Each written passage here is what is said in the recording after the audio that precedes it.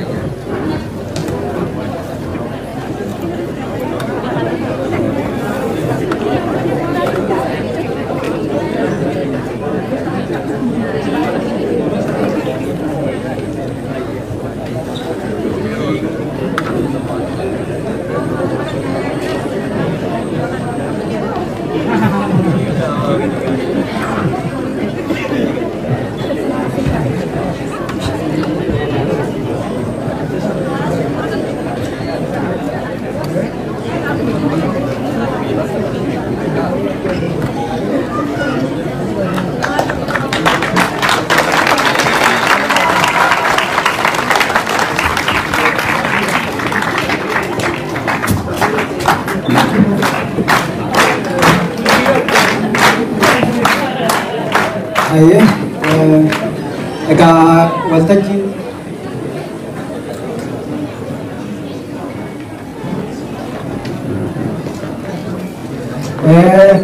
waltajji ega community yookaan Oromoo bakka wal ga'uu hundatti daa'ima guddisuu sin beeka. Dargaggoon tokko walaloo qabaa jedhe murtii Said walaloo kennu guddise.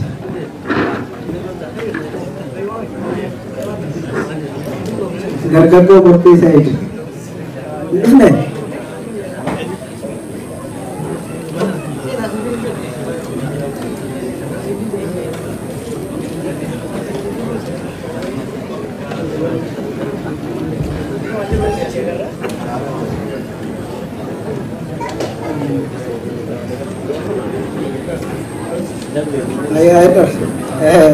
Kamraati jijjiirraa baay'ee qabna.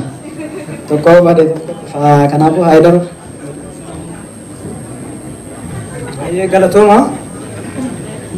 Walaloon kiyya gabaabduudha yeroo isin dhaabbattu seenaa silaa waan haasa'uu qabutu ture yeroon qabu waan ta'eef gabaabsitu maal isin dubbisa walaloo kun. Inni bonnu moosisu uleef arraba osoo hin taane tokkummaan ijaaramnee gaafa wal jala yaane namaa miti gaara diignaa dhiiga qabsaa'ota kaleessaa akkasiin galmaan geenna malee arrabni hojii mo'amtootaati eentu kanaan injifate ofumaan hof jedhee dhiisa mo'amaan iyyee yoo ifate.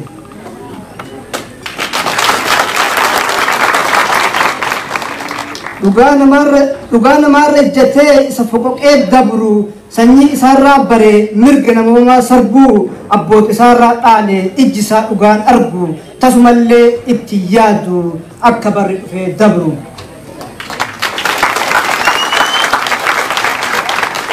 Oromoon nu bulchaa jiraaf mataa gati qabannee kayartuu nu ajjeefteef yoom sodaadhaaf salphanne gatii dhiiga kaleetiif obsineetiin cal'ifne.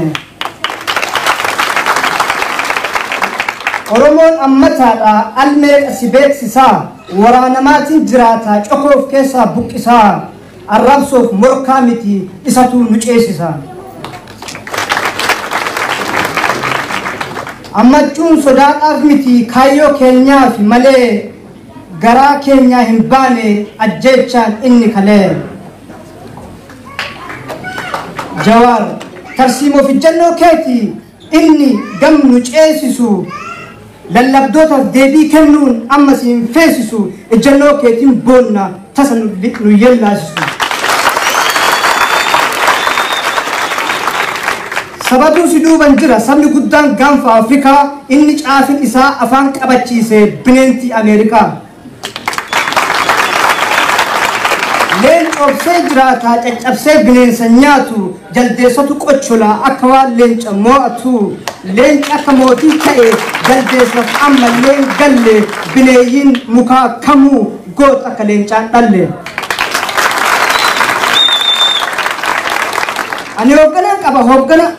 Ani hoogganan qaba isa qajeelche isa na qajeelchu soroorsee isa obsinaan jedhu gaafa diinnis kokorse qabsoon jaatanii qaba obsaan hulluuqan malee ammas kun hin gallee fi leellistoota sirna kalee isa harka abboo muree harma ayyoo teenyaa qalee duunee argamna malee hin deebi'u sirni kalee.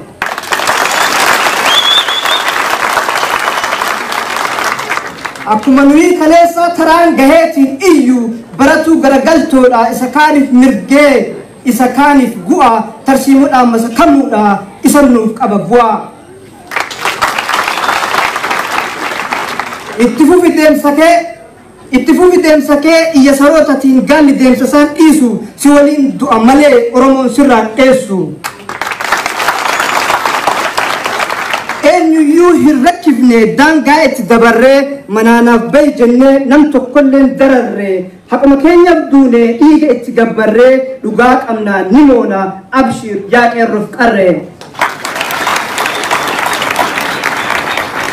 Horma dhugaan booratu hurri ija hin bu'u dhakaan diinan darbamu tokkoonuu sirran bu'u dhagaa darbamu hundaa OMN guddifnaa tokkoonuu lafan bu'u. Kanaaf dhiigni kalee lola'ee tokkoonuu lafa hin banne xiiqidhaan nu ijaare akka daaqnee hin kufne. Tokkummaan humna guddaadha isa shira hundaa cabsu gaafa gamtaan dhaabbanne galaanni shiraan guutame kararraa nu hin maksu. Jawaar keenya situu dhugaa lallaba dhugaa saba dhokatte daandii qabsaa'ota kalee xurree sirrii qabatte kanaaf sabni si leellisa wareegama siif kaffaluuf yoo lubbullee gaafate. Inni shira siif xaxe gaafa sitti dhufellee karatti citee hafee bittinnaa'ee akka callee waaqa Oromootu si eega homaan shakkin takkallee.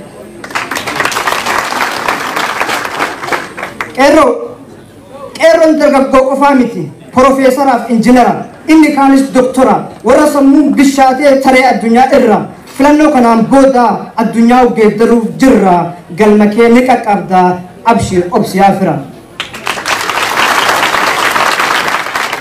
Dhaloonni dammaqeera inni madaa koo qoorsu osoo obsinee deemnuu du'aa fidhaan nu doorsu buuqachaa koo kaleessaa dongoraadhaan na horfu kanaaf obsinee ceena fuulduree koon booressu. Galatooma waraabula.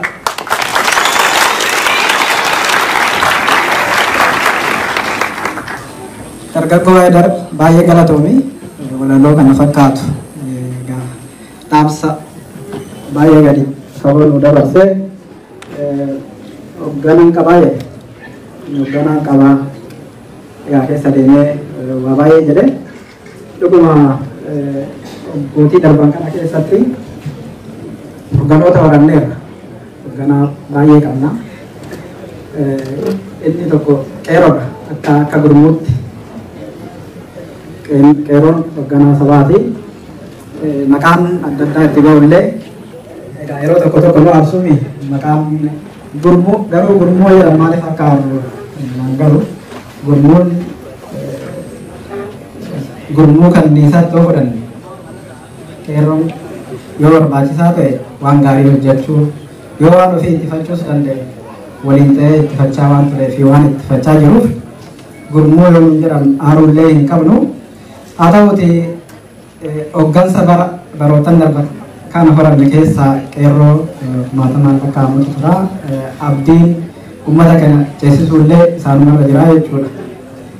Egaa sochii amma bara darbe kana godhame keessatti hogganoota baay'eedhaan biqilee kan adeemsa keessatti makamanii kan dhufanii ammallee biyya kana hoogganaa jiran fakkeenyaaf muummicha ministeeraa yoo fudhanne hoogganaa haaraa as bahanii biyya kana haala rakkattuu kana keessatti ceesisuudhaaf tattaaffii gochaa jiranii kana malees naannoo sanitti nagaa buusuudhaaf sochii gochaa turanii beekamtii argataniiru. Egaa isaan bira nama hundi keenya jaalannu hoogganaa akka Lammaa Magarsaatu jira. Saniin darbee hogganoota buleeyyii kan akka Mararaa Guddinaa, kan akka Daawud Ibsaa, Kamaal Galchuu, Kalaa Garbaa baay'ee waamuu dandeenya. Kun hundumtuu kun kan turanii yeroo yookaan waggootii 5 darban kana keessatti cimina isaanii hubannoo agarsiisanii warri kun immoo kana keessa as bahanii warra isaan agarree jechuudha. Egaa kanaan alatti immoo hoggansa addaas galfanneera. Hoogganaa caasaa paartiitiin ala hoogganaa namni quba baasee filatee otoo hin ta'in akkanumatti qalbii fi garaadhaan filatamee hawwii ummataatiin fedhii ummataatiin jaalala horatee as ba'e hoogganaa addaa nu keessa jira Jawaar Mohaammed. Egaa sochii barootaan darban kana godhaman keessatti Jawaar maal godhee hojiin hundi keenya waan beekna. OMN kaasuu dandeenya. OMN dhaaba Oromoon akka dhaabatti qabu kan instituushinii qabu kan milkiidhaan waan baay'ee dhaabbannaa yeroo baay'ee garuu akka gaariitti kan fiixan boba'e tajaajila gaarii uummataallee amma har'aatti kennaa jiru OMN dhaaba kana ijaaruu irrattis ta'ee ijaaruu irratti qooda guddaa hin qabu. Hooggansa barbaachisaa kennuudhaan amma har'aatti gaggeessaa jira. Kanaafuu kun haala akkasii keessatti qabeenya maddisiisuudhaan haa ta'u hooggansa bulchiisaa haa ta'u kana kennuun dandeettii addaa barbaachisa. Qabeenyi jirreetti bakka humni namaa hin jirre. Kanaaf namni ijaarsa akkasii kana keessatti hirmaatee gaggeessu manaa cimaa ta'uu isaa. Kanaan alatti ani Jawaar waggaa maqaa kanan waa'ee isaa dhaga'e. Gaafa isaanii hoogganaa yookaan koominitii kana gaggeessaa turre nama rakkoon nu qunname akkuma beeknu yeroo baay'ee Oromoo yookaan nama nuti jaalannuti lama yookaan barattoota ari'uu yookaan waan tokkotu dhalata. Gaafa san hundi keenya akkuma har'aa kana baay'annee magaala kana keessa deemnee aarii keenya baanee iyyinee galla. Gaafa sana agarru maaliif yeroo hunda akkasitti walitti dhufnee mari'achuu hin dandeenyu jennee yaadnee gaafa walgahii waamnu namni nuun dhufu nama 40 nama 30 dhufa. Maal goonaa jennee odoo mari'annu namni nama kakaasuu danda'u tokko jira jedhanii yeroo san feesbuukiin akka har'aa kana jiru. Jira garuu nuti baay'annee achirra hin jirru quba waliin qabnu. Namni mana nama baasu tokko hin jira. Diisii kana isaa kun namni meeqaaf tokko asitti waamnuu jenna. Achumaan akkuma isin jedhe walqunnamtiin baay'een hin jiru. Nama namaan arganne durataa keenya gurguddataa ture yeroo sanii Jawaar asitti afeere. Egaa inni illee dhufuu fedhii agarsiisee yaa haala addaatiin rakkinni addaa waan tureef dhufuu hin dandeenye hin hafe jechuudha. Egaa erga sanii feesbuukiinis akkuma argitan akkasitti dagaagee waltajjii sanitti fayyadamuudhaan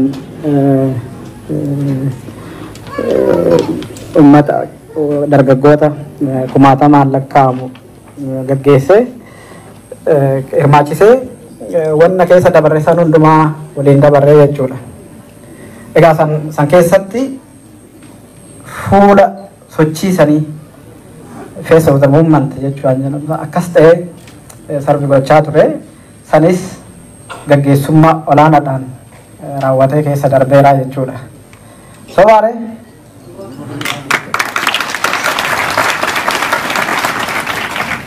erga kun hundi ta'ee wanni hundi raawwatee biyyatti galees immoo akka dargaggummaa isaa osoo hin ta'in akka jaarsaatti rakkoo biyyatti uumamu san furuudhaaf sochii adda addaa gochaa ture.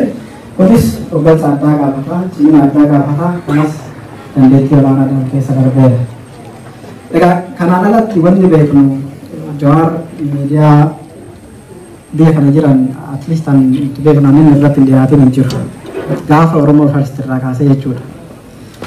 Bakka dhaqe hundatti garuu yoo dhimma Oromoo ibsu akkaataan itti ibsu waan akka garaa keenya keessaa dubbateetti garaa keenya ga'ee waan dubbatuuf waan nuti barbaannu san waan calaqqisiisuuf garaa qalbii nama hundaa keessa seeneera. Waan uummanni barbaadu san immoo gabaabsee haala namaa galuu danda'uun ibsuu ibsaa ture. Yeroo hundumaa Oromoon maal barbaada? Maal inni wanni falmitaniif waa sadii barbaannaa jedha Jawaar. Salphaadhaa miti. Akkasitti warra hin beeknes warra otoo beekuu wallaalus dhimma Oromoo ifaa fi haala salphaadhaan kominikeet gochaa ture jechuudha. Kunis hoggansa addaa barbaachisa. Kanaaf kana hundumaa caalmaa fi haala gaariidhaan waan keessa ba'ee fi uummanni Oromoon Oslo jiru walumaa galattuu Norwee jiru hojiin hojjete kana beekamtii kennuudhaaf badhaasa addaa qopheesseeraaf. Badhaasni kunis badhaasa hoggana addaa yookaan immoo hoggana caalmaa agarsiise. Leadership Excellence Award jedhuun qophaa'ee fi gabaasa kana yookaan badhaasa kana obbo Doolaan as dhufanii akka nuu kennan nama feera karaa waltajjii.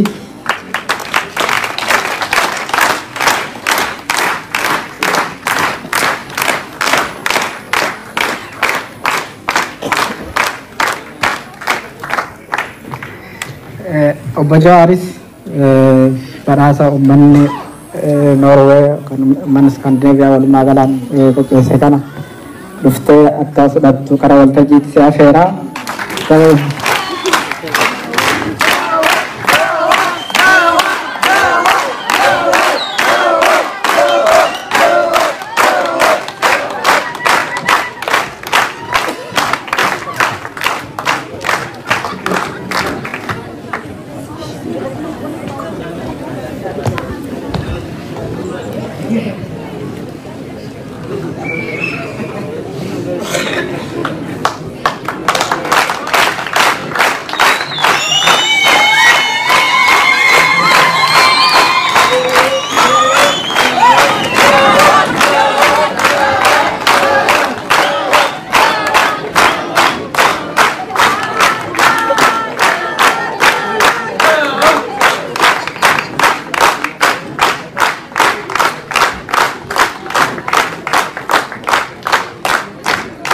Jawaar baga gammadee jedhaani, anis baga gammadee jedhaani.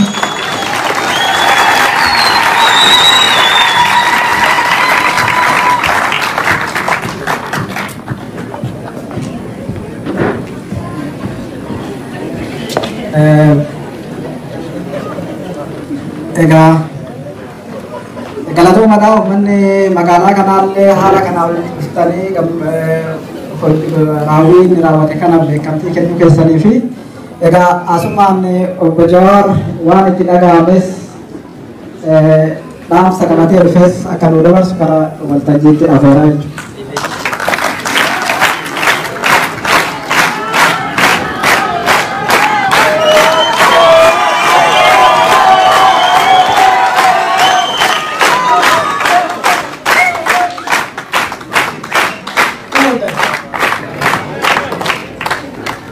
Kamu sering ya? Kasih mirip. Mulu balajarri wajjin isa sagalee sin cuwa.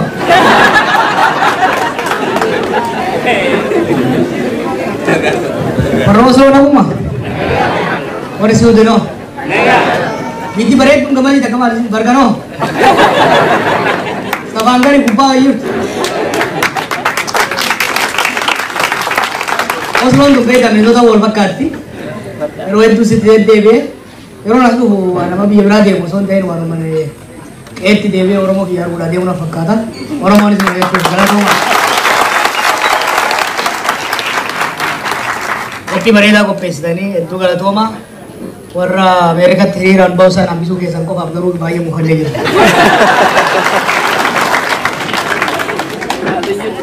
Ammallee hamaa dhubbani. Isaan malee nu olatti.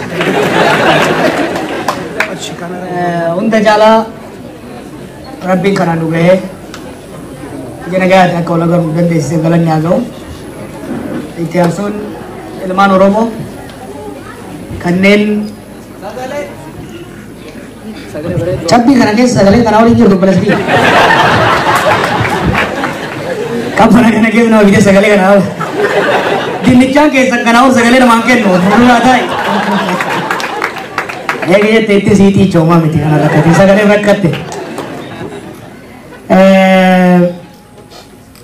Egaa Rabbi galanni haa ga'u. Qeerroo teenyaaf qabsaa'ota keenyaaf kan waggoota 50 dabran qabsaa'anii fi dabranii akka nu dabartuuf asiin nu gahan bakka jireenya Rabbi jannaa kanaa qananiisu. Yeroo hundumaa fi kana ja'a fakkaata. Yeroo hunda wanni kana jiru waan hamaa tokkoon arguu jira jireenya keessatti uummata keenya keessatti. Akka waan nu bilaahiitti as geenye akka waan jijjiiramni agarru kun wayyaa'uun amma agarru tun kabajaan amma agarru tun akka waan lafatti dhufte takkaa'u akka waan namni lama sadii fideetitti gad xiqqeessanii ilaalu lafatti nuun waggaa 50 dabre kana keessatti afran qalloo keessatti sochii baalee keessatti macaa tuulama keessatti sochii gamalitaatiin godhame adda bilisummaa Oromoo keessatti qeerroo keessatti kaafaa keessatti bifa adda addaatiin namni keenya boba'eet daaraa ta'ee daaraa isaatirraa nu nama ta'uu dandeenye namni keenya cilaa'ee gubateet ajjeefameet hedduun keessan qabsaa'ota taasifatan kun hedduun keessan miilaan Naayiroobii eeganii Naayiroobii irraa amatti shan rakkattanii asitti akka namaa laaltanii kadhattaniiti kan as gahan jechuudha. Kanaaf jijjiiramni amma dhufe kuni yeroo hunda waa'ee qabsoo Oromoo hoggaa dubbannu waa'ee wallaansoo Oromoo hoggaa dubbannu yoo wal yaadachiifne malee amalli namaa bada. Amalli namaa bada. Keessattuu immoo warri qabsoota waan isiin taate hin beekne. Warri aangoon harkatti kufe Oromollee injifannoon waan harkatti kufte itti fakkaata. Kanaaf qabsaa'ota keenya wareegamtoota keenya warra madaa'e warra baqate warra qabsoota naaf yaadachuun barbaachisaa waan ta'eef isinii kaasee isinis laaftutti hin fudhatinaa. Namni qabsaa'ota ofii dagate borullee gabrummaaf isa eeggataa kanumaa fi galatooma.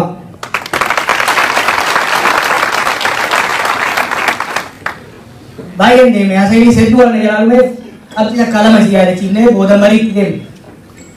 Kunis isin deddeebi'aatu ture waggoota 5 darbe kana keessatti gaafa dubbii ture eegalturraa adaduma isiin oowwituun boodarras waggaa injifannootti dhiyaannu waliin dhufnee waliin mari'achaa ture.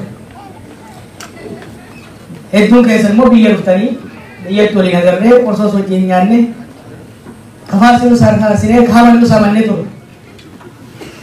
Waggaa tokko walakkaa duraa fi haala maaltu jijjiirame. Waggaa tokko walakkaa dura sirni abbaa irree wayyaanee kan uummata keenya waggaa 27 cafaqaa ture. Baqachiisaa ture. Rakkisaa ture. Taayitarraa kan darbame bifa kamiin. Itti aanee maaltu dhufe. Yeroo jijjiiramni sun dhufuu fi har'a garaagarummaan jiru maali jennee gaafachuun barbaachisaadha. Ce'umsi kun jijjiiramni kun wayyaaneen aangoo irraa bu'uu fi dirreen siyaasaa biyya sanii banamuun iccitii guddaa waan qabu miti waan ittiin hojjetameetu miti ifatti waan hojjetameetu. Wanni ifatti hojjetame maali? Tokkummaa Oromoo irratti hojjechuudha. Tokkummaa Oromoo irratti keessattuu sadarkaa jaarmaa siyaasaatti laamsha'uun waan tureef ummata keenya irratti hojjennee ummanni keenya dammaqee hunda caalaa tokkummaa isaa cimsee falmachuudha. Qeerroo keenya tarsiimoo jijjiiruudhaan sammuudhaan sirna abbaa irree san caalee argamuudha. Qawween osoo caalamu, dinagdeedhaan osoo caalamu, dippiloomaasiidhaan osoo caalamu, dhugaadhaan caalee, tokkummaadhaan caalee, abshaalummaaf gammummaadhaan caalee warra waggaa 50 nu nyaachuudhaaf, nu eeggachuudhaaf karoorfatee taa'ee ofirraa kaasuu danda'e. Waggaa inni kaase maaltu uumame? Hamilee guddaatu nama keenya jibbuutu uumame jechuudha. Uummanni keenya waggaa 150 booda wayitti nu dabalte. Ilmaan abbaa gadaa injifatte. Jechuudhaan hedduun isaa biyya alaatii gale. Hedduun isaa mana hidhaatii kan baheessu uummatatti makama. Waggaa tokko walakkaa dura, waggaa tokko dura uummanni keenya Oromiyaa keessa biyya alaattis siyaa'ina guddaa qabaachaa ture. Kan biyya alaa biyyi nu dabarte amma booda baay'ee nu geesse jechuudhaan gara qeetti garuun ardaa waggaa 20-30-50 irraa erga ari'amee ture daawwachuun qabrii wareegamtoota biraa qufanii daawwachuun haara galfatee abdii horachuu danda'e jechuudha. Uummanni keenya biyya keessattis amma booda qabummaan nurraa dhumte fuula keenya gara misoomaatti jijjiirrachuu qabna jedhee maarashaa isaa qaratee kan daldalaatis daldala isaa qopheeffatee hojiitti seenuu danda'e jechuudha. Mirqaanni tokkummaan oomishni nama keenya keessa jiru sun yeroo dhiyoo kanatti jijjiirame Oromiyaan nagaa argatti jenna. Gara dirree waraanaatti jettee yeroo ammaa lixa Oromiyaatiif kibba Oromiyaa keessatti bifa nama qaanessuun bifa nama saalfachiisuun namni Oromoo guyyaa guyyaan du'aa jira. Manneen hidhaa afaan Oromoo haasayaa turan san qabsoo Oromootiin cabanii Oromoo qofa osoo hin ta'in sabaaf sablammiin hundi bahee amma booda siyaasaadhaan namni ni hidhamu. Amma booda siyaasaan namni hidhamu barri Oromoon haqa isaatiif falmatee hidhamu dabre jennee labsame. Har'a garuu manneen hidhaa Oromiyaa keessa jiran, manneen hidhaa Itoophiyaa keessa jiran deebi'anii akkuma kaleessatti afaan Oromoo haasawaa eegalanii jechuudha. Hoggansi Oromoo, qabsoon Oromoo amma booda addaan hin faca'u. Hoggansi alaa gale kan mana hidhaatii bahees hogganoota jijjiiramaa faana hiriiruudhaan deeggaree gara tokkotti deema jennee osoo abdannu haalli sun hafee wal dura gargaaruun dhufe jechuudha. Amma wal irratti argamutti dhufa. Kun egaa maaliif ta'e? Abdiin sun maaliif golgolaa'uu eegala? Abdiin sun maaliif golgolaa'uu eegala? Nageenyi silaa Oromiyaa irratti hawwaatu turee fi yeroo gabaabaadhaaf agarre sun maaliif dhabamuu eegala? Manneen hidhaa ona ta'an sun deebi'anii maaliif guutamuu eegalan? Kan qofa miti. Waggaa tokko dura qabsoo Oromootiif jijjiiramni dhufuusaa sabni biyya saniitii fi addunyaan guututti amantee Oromoo galateeffataa turte.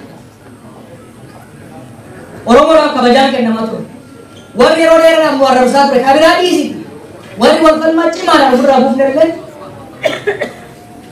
amananii qabsaa'ota Oromootiif kabajaa kennuu yeroo itti eegalan ture. Har'a garuu sun hafees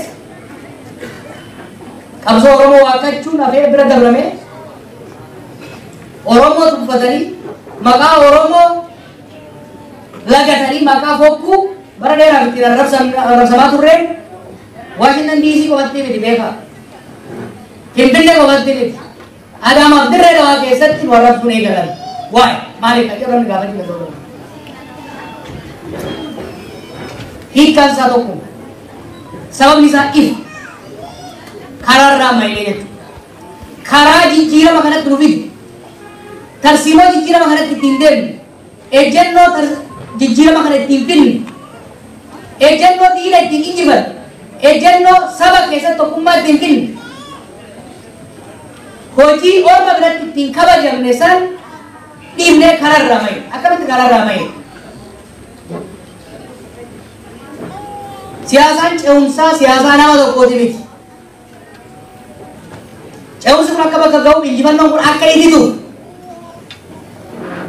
Ifaan xiqqishoo mul'atte sun akka Afrika ta'uu dandeessuuf karaan ce'umsi laa ittiin hoogganamu malee ittiin deemu malee warri jijjiirama barbaadu warri bilisummaa barbaadu mooraan qabsoo hundumtuu wal biratti ittitanii wal dhaggeeffatanii bakka walii kennanii deemuutu malee warri jijjiirama akka gaggeessaniif amaanaa itti kenne garuu mooraa qabsoo Oromoo wal biratti ittichuun humna jabeeffachuun hafee humna harkaanutti gadi ta'an jijjiirama kana milkaa'een bakka ga'uudhaaf mooraa qabsoo Oromoo qofa osoo hin ta'in mooraan saboota cunqurfamaa hunda mooraan warra jijjiirama barbaadu dimookiraasii barbaadu hundi wal jala garee wal hubatee waliin dhiibuu qabatu. Kana gochuudhaaf immoo dirree siyaasaa bal'isuun qofti gahaa hin jiru. Dirree siyaasaa bal'atte san ittiin masaquudhaaf hooggansi jijjiiramaa qaamota jijjiirama kanaaf bifa adda addaatiin xaaraa turan san walitti fidee walitti itichee qooda walii kennee hojii walii raabsee waliin hojjetu qabatu. Kun hafeet mooraa jijjiiramaa guututti gabbisuun hafeet mooraa saba falammoota walitti qabuun hafeet ka Oromootu walitti qabuun hafeet moorama dhaaba jijjiirama kana geessu kennamnee iyyuu addaan facaasuudhaan jijjiirama kana akka Itoophiyaatti yookiin immoo akka Oromootti geggeessuun hafee akka waliin bittu geggeessuun hanqatee jijjiirama kana murna xiqqaa namoota muraasatiin geggeeffamuu yaalame jechuudha. Kana gochuun barbaachisaadha. Hooggansi ni hafata. Mooraan huqqata. Saa huqqataa gabaan hin bittu. Hin tuffatu. Mooraan teenya huqqachuun dura maal fidi? Mooraan keenya walitti sassaabamuu dhabuun maal fidi? Nu jidduutti wal shakkii fide jechuudha. Wal shakkii fiduun akka yaadametti dhaabbileen siyaasaa hundi galanii waliin hojjechuu hin dandeenye. Garii walitti gaarreeffate kan qawwee qabu immoo kan walitti nyaachifate. Carraaqqiin kana hambisuudhaaf goone hin milkoomne jechuudha. Oromiyaa keessatti jeequmsi dhufuun Oromoon wal dura dhaabbachuu eegaluun alagaa harka kennee nu faana hiriire gariin nutti akka hiriiru godhe. Gariin hiriira biraa akka barbaadan godhe jechuudha. Wanni har'a argaa jirru kaaba lamaanittis ta'e bakkoota biratti wanni argaa jirru maddi isaa tokko mooraa Oromoo keessatti jeequmsi uumamuun wal dura dhaabbannaan uumamuun Oromoon kaleessa maal nuun jechaa ture. Oromoon tokko taatee bilisoomuu hin dandeessu jechaa ture. Hin qaanfachiifne tokko taatee bilisoomne isaa bilisoomse. Kan itti aanu maal jedha? Oromoon Itoophiyaa dhiisii waluu taatee Oromiyaa bulchuu hin dandeessu. Amma walitti nu jechaa ture. Hooggansi keenya falfala isaanii isa dhugaa nutti godhee jechuudha. Falfalli isaanii dhugaa ta'utu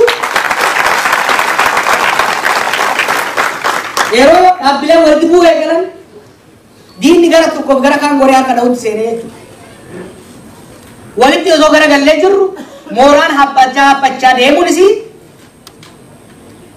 isaa wajjin hin bullutti inumaa'u kaballee harkaa fuunatti dhufee jechuudha. Jeequmsi amma deemaa jiru. Duudhaa irratti deemaa jiru.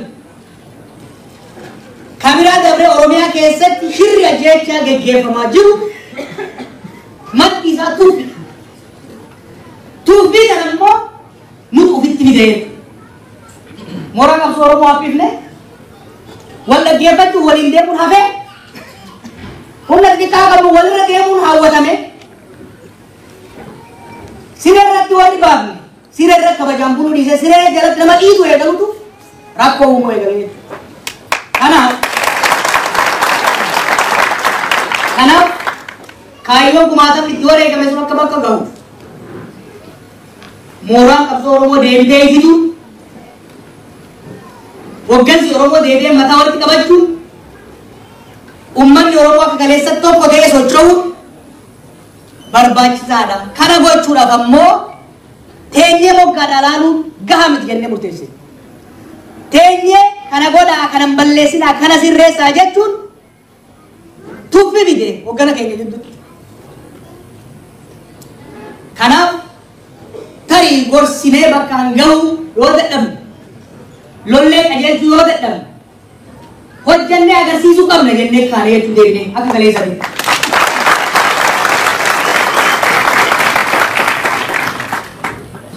akkamitti goona wama wanni haareen goonu jiru we will not invent anything waan kaleessa goone goona kunis maal akeeka qabsoo Oromoo kaayyoo Oromoon dura deemuu barbaadu waan uummanni Oromoo barbaadu osoo fakkeessin osoo hin dibin jirtu dheedhii san bira balagatti illee himna jechuudha maal waliin uummanni Oromoo barbaadu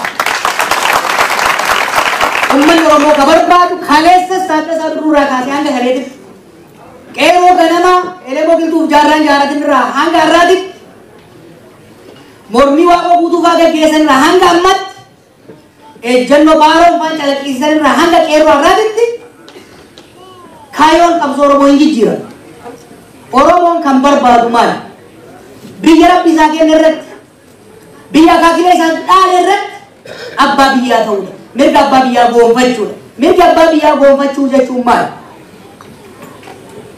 qe'ee ofii irratti Oromummaa isaatiin eenyummaa isaatiin aadaa isaatiin safuu isaatiin osoo dubbatanii osoo dhiibamin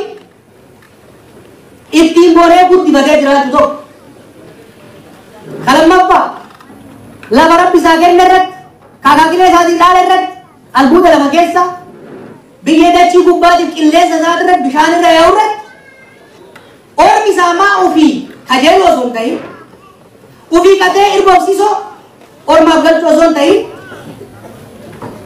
qa'ee ofii san irratti qabeenya rabbi isaa kenne humna isaa kenneefi barnootaan gabbifate mata mataa fi buusaa walitti bahee dalagatee rakkoo biyyummaa keessaa of baasuudha lama kasadaffaa eenyummaa isaatiin akka boonu qabeenya isaa irratti akka misoomu imaammata isa barbaachisu tarsiimoo isa barbaachisu baasee akka isa bulchuuf mootummaa ofii filate ka gubbaa itti shuumamu osoo hin ta'in ka kalaatii itti ergamu osoo hin ta'in jallaa isa keessaa filanii ittiin isa cabsan osoo hin ta'in diriiraa qajeelaa isa keessaa biqile kanaa taajee eebbifatee ol baaseen buluu barbaada jechuudha kaayyoo Oromoo masadii qaba kanaaf rakkoo tokko amanfajjii Oromoo fi biyya Itoophiyaa keessatti illee ka uume waan Oromoon kaleessa himataa turee fi irra as ga'e the Oromoo narrative irraa goranii Oromoon biyya san gara fuulduraa ceesisuu osoo qabu gara duubatti deebisuudha akka waan Oromoon yaada hin qabnetti akka waan Oromoon akeeka hin qabnetti ilaalcha naftanyoonni kaleessa himataa turan akka waan Oromootti deebisanii dhiyeessuutu dhufe kanarraa gorree Oromoon isaafis ollaafis waan ta'u ilaalcha gaarii kallattii gaarii imaammata gaarii kaleessa qabateen deemuu akka qabu agarsiisuu danda'u qaba kanarratti waan tokko badhaa sirrii biyya sanitti jijjiirama hanga ammaa dhufe daandii Oromoo qabatee jiru bara 1974 maree laaraa sun beekanii lafti barataaf haa deebitu qonnaan bulaaf haa deebitu yaada san namni biqilche Oromoodha baaroo tamsaatii fi tasammaa nagarii jedhaniin heera sana heera lafa ummataaf qoote san zagayyee as fa'oo jedhanii namni barreessa mallee jira bara 1991 sirna federaalizimii amma biyyi sun ittiin bulchu wayyaaneen hin tolchine eleektoora taafaa tolche Oromootu waan biyya san sabaaf sablamni dabre hanga irratti illee kan lafa kaa'aa dhufe Oromoo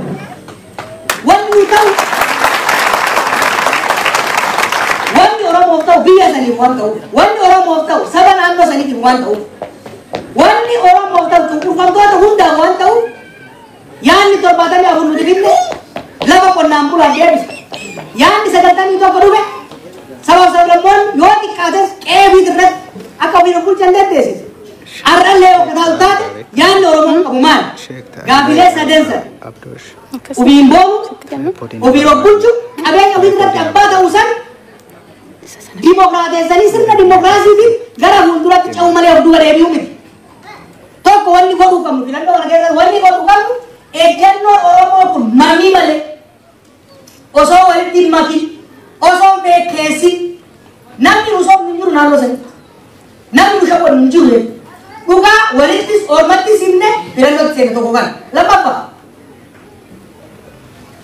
Oromoo addaan qoqqoonnee qirca goonee tokko gama kanatti maxxanee tokko diina kanatti maxxanee kun nyaama kanatti maxxanee hin deemnu jechuudha nuyi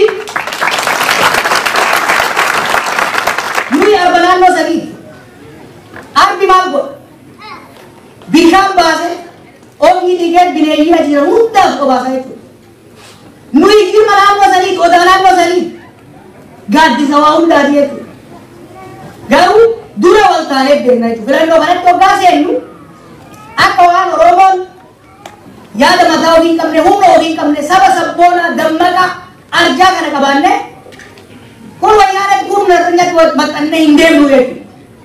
Dura yoo dandeenye sanbooda akkaataa ilaalchaatiin saboota nu bira jiran wajjin hariiroo ummachaa tumsiifachaa isaaniitis tumsa godhaa gara fuulduraatti deemnaa jechuudha. Kan biraa shiraa fi sharriidhaan hin deemnu jedhani.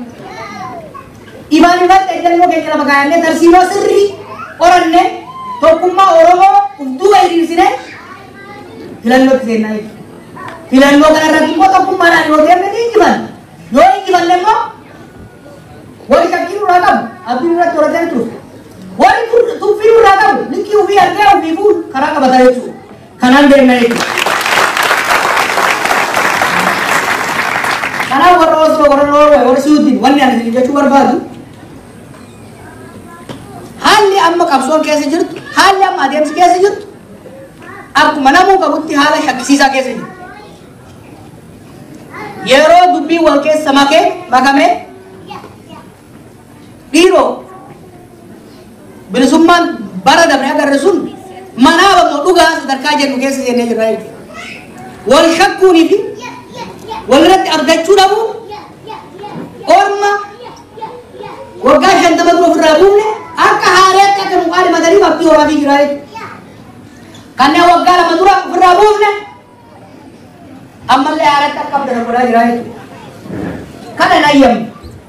Kan akka nayyamne yoo kan barbaadan taate akka hin barbaanne taate filannoo kana laayyootti hin fudhatina. Filannoo kana keessatti yaadni qabsoo Oromoo, akeekni qabsoo Oromoo, naareetiiviin Oromoo akka ammaa ittiin deemne Oromiyaa fi Itoophiyaadhaan miidhaa moo hin ta'u murtii kenna. Oromoo keessaa kan mayyee argatee ol bahee lallabu qofatu hoogganaan immoo Oromoo keessaa beekan, hayyuun, murataan jira moo hin jiru baran agarraa jechuudha. Kanaaf filannoo kana keessatti yaadni keenyas mo'atee akka bahu namni keenyas hoogganni keenyas aanarra hamma federaala ka ormaan bakka fedhetti illee karaa fedhetti illee ilaalchaa fi gochaan dorgomee mo'achuu danda'u gadi baafna jechuudha. Kana booda dimimmisa amma nurratti dhufe kana ofirraa haynee abdii bilisummaa baroota dabran keessatti nutti mul'ate cimsinee Oromoon abbaa irratti ta'e Itoophiyaa sabaaf sablammoonni biyya san keessatti cunqurfamanii dhiitamanii gabroonfamanii olaantummaa garee tokko jalatti garee tokko lamaa jalatti dhiitamaa turan olaantummaa seeraatiif walqixxummaa sabaaf sablammoota calaqqiftu ni jaarraa jechuudha. Kana jaaruudhaaf ammoo akka jaraa humnaa hin deemne akka jaraa shiraa hin deemne akka Oromootitti akka Oromtichaatitti akka ummata dhugaa qabuutitti dhugaa qabanne dhugaa keenya san ummata keenya qabachiifne sabaaf sablammoota amansiifne dukkana osoo hin ta'in guyyaa adii korojoo keessatti filannoodhaan injifanne mootummaa Oromiyaa fi saba biraatiinis taatu gadi jaarraa kana karoora ittiin deemaa jiru. Kana jechuudhaaf kana gochuudhaaf wanni diyaasporaa keenya irraa barbaadu wanni hawaasa keenya biyya Awurooppaa jiru keessa barbaadu inni guddaan akkuma nama dura isin jee inni guddaan koronaa keessanii miti inni guddaan gargaarsa keessanii miti dhugaan isin jee waggaa 5 qeerroon ibidda qabsiisee sirna wayyaanee raasee kubbise san keessatti deeggarsi maallaqaa isin gootan nan beeka lakkoofsa naman takka kataate hangam takka kataate nan beeka tuffachuuf ni guddaa garuu wanni guddaan isin qeerroodhaaf gootan maal seeta tokkummaa ilmoon manguddoon qabsaa'onni biyya alaa jiran qabsoo kan gargaaran hamilee tokkummaa hafuura Oromummaa Oromiyaatti eksport gochuudhaan akkamitti seetan waggoota yoo yaadatta kuma lamaaf saddeetiif san dura wanni alarraa dhagayam Oromoo wallon murnaan baat magalachaa walirratti ba'am tokko garaafate tokko arrabsete waggoota muraasa dabre kana keessatti garuu Oromoon baay'inaan wal geesse dhaaba akkanaa bira ejjette miidiyaa bira ejjette waliin hiriira guddaa goote diina balaaleffatte kan jedhu sun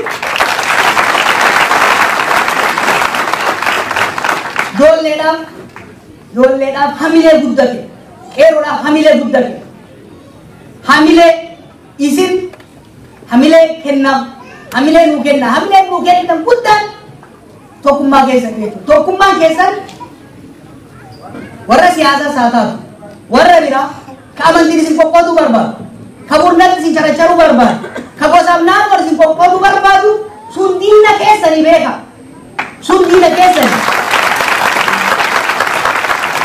hamma isin qoqqotaatanitti hamma Noorwee keessa Oromoonni gandaa hin jiraatinitti gaarreeffannaan amantii hin jiraatinitti walqixxuu murnaa hin jiraatinitti Oromiyaa keessatti ajaa'iba hojjannee isin agarsiifna. Ajaa'iba isin hojjanne. Yommuu isin walitti buufattan Facebook irra baatanii wal loltan maqaa wal balleessitan wal xiqqeessitan hamileen nu bu'aa jechuudha.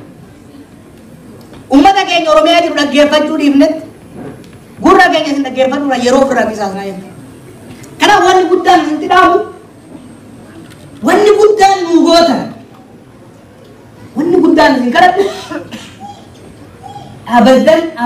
abadan jallaan tokkichi shayxaanni isin gidduu seenee akka isin hin qoqqoonne shayxaana warri qeessotaaf sheekotaa dura lorgaa. Kalammata hariiroo sabaaf sablammoota wajjin qabdan. Akka mo'annu beeku jedhee amma gurur biidda wal beena bitti wal beena inni mo'annan beeku. Dhugaa waan qabnu tokkummaa waan isaan caallu har'a Oromoon dhaaba shan bakka argama. Dhaaba 95 qabdi. Dhaaba 95 maqaa tokko argama. Harkanii guyyaa isaan caalaa waan hojjennu yeroo isaan nu hamatan nuti waan biraa keessa waan jiru hin mo'anna hin beekan. Garuu dirree siyaasaa keessa nu baasuu barbaadan. Dirree kubbaa keessatti taphannu kan keessaa baasanitti dirree bareedduu kubbaa jirtini san keessaa baasanii dhoqqee keessa carqii ciccittu akka taphannu barbaadan akka gaafa ijoollee sanitti. Maal wanni isaan barbaadan? Wal dorgommii imaammata irratti wal falmuudhaan jaarmaadhaan wal caaluudhaan ilaalcha miidiyaa irratti baanee wal falmuudhaan gootuun barbaadan isaan. Sanii mii ka barbaadan? Isaan ka barbaadan Oromoo fi saba biraa walitti buusanii walitti naqanii wal nyaachisanii yaadaan osoo hin ta'in hamiidhaan nu mo'uu barbaadan. Yaadaan osoo hin ta'in maqaa nu balleessuu barbaadan. Oromiyaa fi Itoophiyaa keessa nuu dorgomanii mo'achuu barbaadan hin danda'anis. Maal isaan ka barbaadan? Ogumaa nama tuttuqanii nama keenya walitti bu'anii faranjii afaan fajjeessanii akkuma galeessanitti faranjiin aangoo wal qabuuti akka harka isii geessu barbaadan. Abadan kun ta'uu hin qabu jechuudha. Kanaaf wanni nu jenna. Kanaaf wanni nu siin warsinu na Oromiyaa nutti dhiisaa rakkoo hin jiru. Deengaddaa'u yeroo deengaddaa sanu osoo guyyaa sadi hiriira qopheessuudhaaf yeroo qabaannee turre bishaan tokko hin jiru Oromiyaa keessatti. Taasa aggaambii godhame san duutuu fi lola dallansuu taasa ta'etu durriyyee gurmeessan san akka ka'anii nutti didan karaa itti bari. Amma booda sun hin jiraatu. Oromiyaa keessatti amma booda abadan sabaaf sablammootaan amantii walitti hin buusan. Isin garuu warri biyya alaa tuttuqanii isin aarsanii isin butanii rakkoo keessa akka isin hin buutu. Warra Ameerikaa ittiin boona. Warra kaaba Ameerikaa. Dhugaa isinitti himu gaafa biyyaa dhufuu fi eega biyya alaa dhufe onni irra dabalte. Murannoon keenya dabale maaliif beektu? Tokko kan biyya alaa dhufe ummata keenya kana wajjin bareechuudhaaf. Ummanni biyya alaa sun ummanni Ameerikaa gurguddaan sun dargaggeessi keenya kan jiru akka inni googattanii osoo arrabsan osoo bishaan itti naqan kabalaa takkaan cabbii walitti makuu osoo danda'u obsee bira gara. Obsee bira garuudhaan injifannoon guddaan torban dabre Ameerikaa fi Kaanaadaatti injifanne maal ishee fakkaata? Isaan Oromoo shoora keessituudha. Oromoon nama fixaa amantii miidhaa jedha. Jarri gowwaan garuu faranjii dura ba'anii kamantii arrabsaa ture eenyu isaan. Kasaba arrabsaa ture eenyu isaan. Kaan galmatti dabraa ture eenyu isaan. Oromoon garuu irra guddate of kabajee qabsoos kabachiise salphina isaanii afaanumaaf harka isaaniitiin isaan salphine jechuudha. Kanaaf Oromoon biyya alaa jirtanis wadda lollis yeroo qabu tollis yeroo qabu yeroo itti obsan qaban yeroo itti kabalaaf camalaasantu jira amma yeroo nu ta'utti dhagaa yoo yaadattu miti karaa cufuun gaafa barbaachise tirqama goone ture agaaf yaaduu gaafa barbaachisanii har'a hamma filannoon dhufutti dirree siyaasaa keessa turuu qabna jechuudha. Dirree siyaasaa kana keessa dirree jeequmsaatti nu galchuu barbaadu. Hin seeninaa. Sooshaal miidiyaa irrattis bakka hojiittis amma isaan desperate beekaa. Amma isaan muddama guddaa keessa jira. Maaliif aduun teenya bayaa jirti ta'e isaanii dhiyaa jirti galoo'ee jechaa jira tiksee. Kanaaf amma isaan maal kan barbaadan? Akkuma baran godhanii yoo danda'ani sanillee amma abdii kutataa jiranii Oromoo walitti buusu yoo danda'e. Yoo sun ta'uu baatte Oromoof saba biraa walitti buusanii Oromoo saba biraa miidhanii yoo ta'eef gocha keessa aangoo guddachuudha. Hoggana dubbatanii waan jiran. Dubbatanii jiran. Amma beektaa isaan wanni qeerroo irratti duulanii waan biraatti himu. Osoo isaan aangoo qabachuuf achi laatanii takkitti dhamalaasee gargaaruus qeerroo akka ta'e waan beekaniif waan biraatti himu. Amma wanni nusin raayee hin maali? Taphni kun dirree siyaasaa keessaa akka hin baane isin tuttuqu. Bakka hojiitti isin tuttuqu. Isin tuttuqu artee gabalaan dhoofta, artee boosiin ilkaan irraa yaafta, niwusin Noorwee maal jedha? Oromoon tokko nama biraa ilkaan irraa yaatee jedha. Nuun barbaannu nu sanam. Hin barbaannu gudoo waan inni ittiin nagati. Waan bakka barbaannu.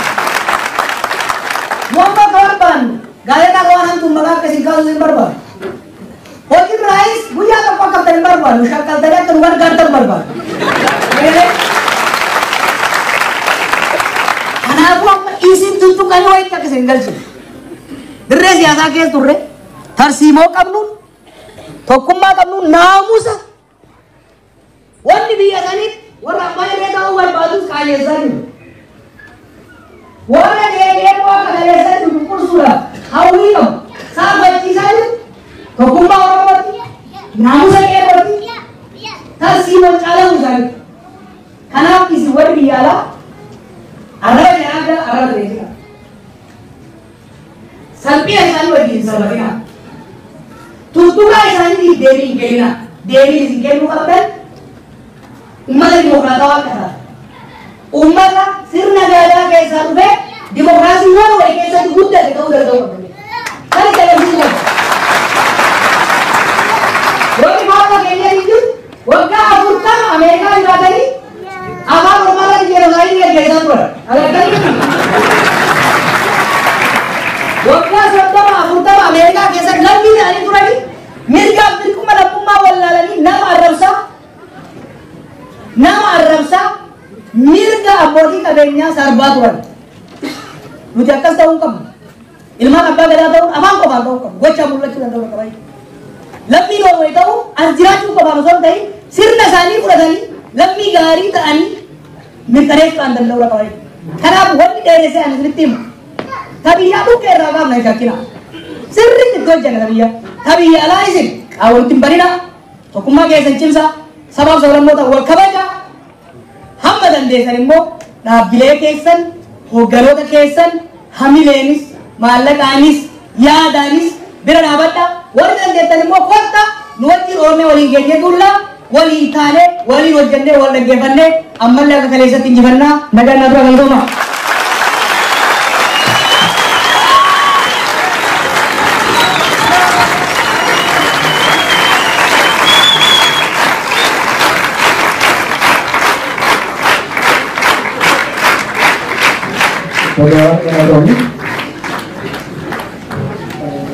amma sagantaa adda addaatu jira. Koominitiin bakka adda addaatu dhufanii jiranii ijoolleen walaloo qabanis jiru. Akkasumas marii dallaa boona. Egaa sagantaa kanaatti jiru guddataatu asiin gaggeessa.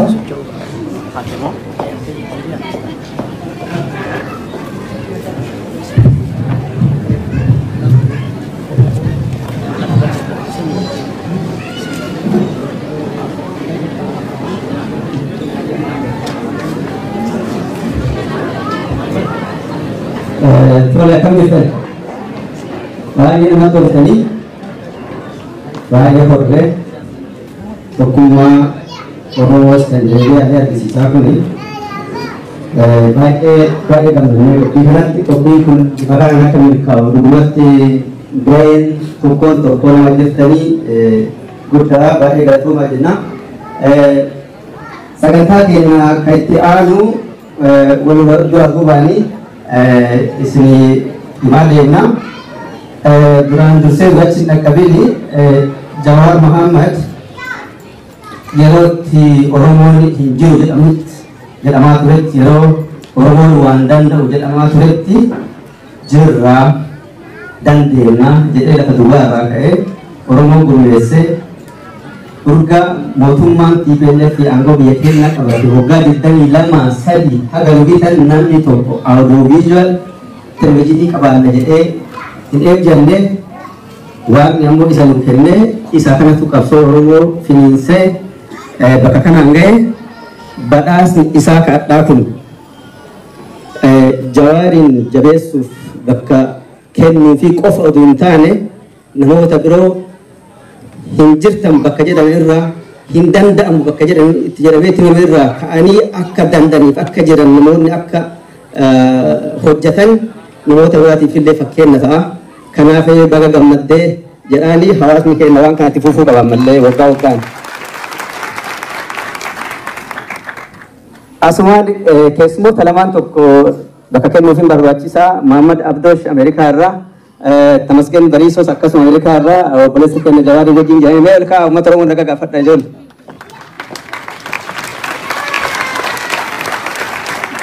Tole ulfaadhaa itti aansee murtii Sa'id daa'ima xiqqaa guddataa jiru daa'ima hamilee qabu biyya kana dhalatee afaan Oromoo midhaasisee dubbata. Walaloo gabaabduu qabaa nuun jedha. Murtii Sa'id gara waltajjii akka dhufte. Naasinaadhaani.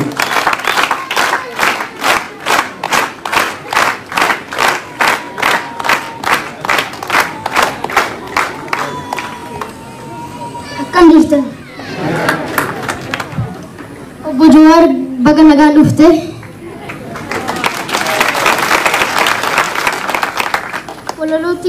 Walaloo xiqqoo wayii isinii qopheessee jira. Walaloon kiyya mata duree wayii qabu. Oromoo isin mata duree itti godhadha.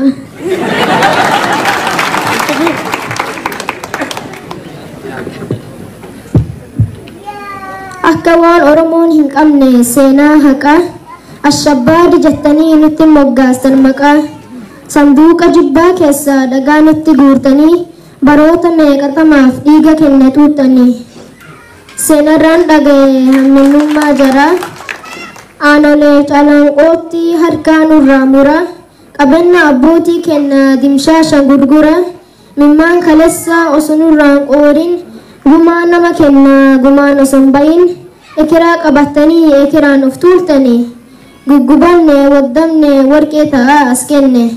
Isa dhufuu hin dadhabnu kan gabre erga dandenne. Kan abjuun malee hin jirre buddeena barbeela. Warra ilkaan hin qabneetu taa'ee kaayee kajeela.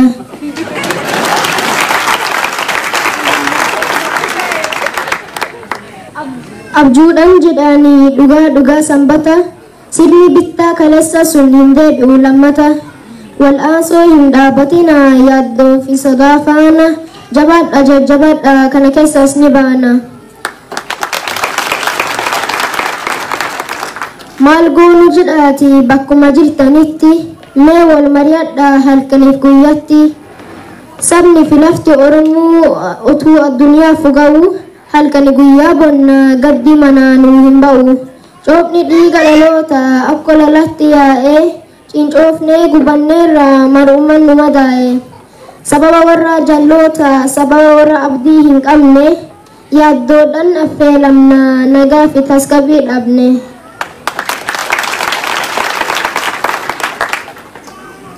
Inni fira jedhamu halagaa nutti ta'e akka gaararra muka keessaa bifa ofii irraa ba'e.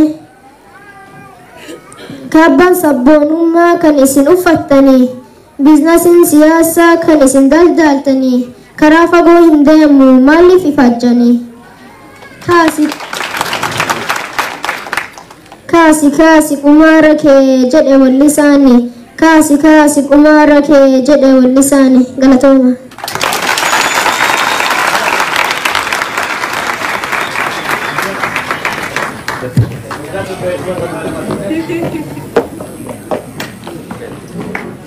Mee guddaa jedhaani mucaa kana.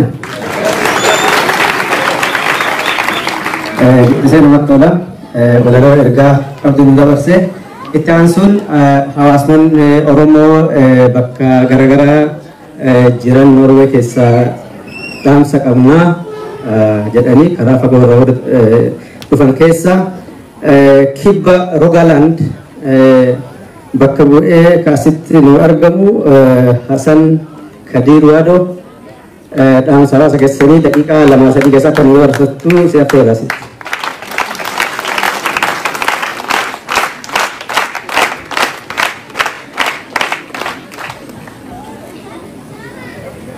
Ayee nagaa oltanii duraan dursee obboleessi keenya Jawaar Muhammad baga ijaarri boonu agarsiiseera. Yeroo dheeraa fooloo si godha since when you were tolaa buli. Yeroo sanarraa si beekaa ani maqaa Soofumar jedhuun si dubbiseetiniin piroomiisa naa seentisan har'allee irruma jirti. I have never doubted you. Takku doubt hin goone aansi hin qabnu waan hundinuu jedhamee jira. Addunyaa kanarra deemaa jirta. Fooloo si godhaa jirra. Ni argina akka dhugaa qabatteetiin deemaatiin hin jirtu ni beekna. Kanaafuu dursee baga rabbi si baase daddabarti saniif fuulduraaf garuu akka itti fadnu nutu beekna. Okay? Karaa ati deemtuu ni dettu si waliin jirra si waliin dhaabanna waan si barbaachisu hundaan si waliin dhaabanna wanni piroomis dalagaa nuu kennitee turte. Dalagaan daaspooraa hawaasa diinuu jedha. Okay? Advocacy, diplomacy and financial support. Lama nurraa kaafteeti ni jirti. Nurraa ka'eeti ni ture diplomacy fi advocacy kun financial support deeme. Taanuma taatee probably sunillee kun deemuudhaan gaafa jenna job prescriptionii kenna guutumaan guututti fudhannee si duubaan hiriirree yoo barbaachisaa ta'ellee fuulduraan sittiseetiin qabsoon keenya galma akka geettu kutanneetiin hin jirra. Uummata akka hin shakkiniin keessaayyuu hawaasni keenya istaabaangaa jechuudha. Si duubaan jirra. Wanni jedhu kanuma piroomiisa nu galteetiin nu deemte san ammallee akka galmaan nu geettu abdii sirraa qabna. Kan waan isin jedhu rabbi si haa gargaaru. Uummanni Oromoos waliin jira.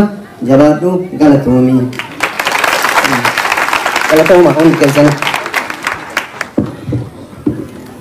Ulfaadhaa san waan nu gabaabsiteef illee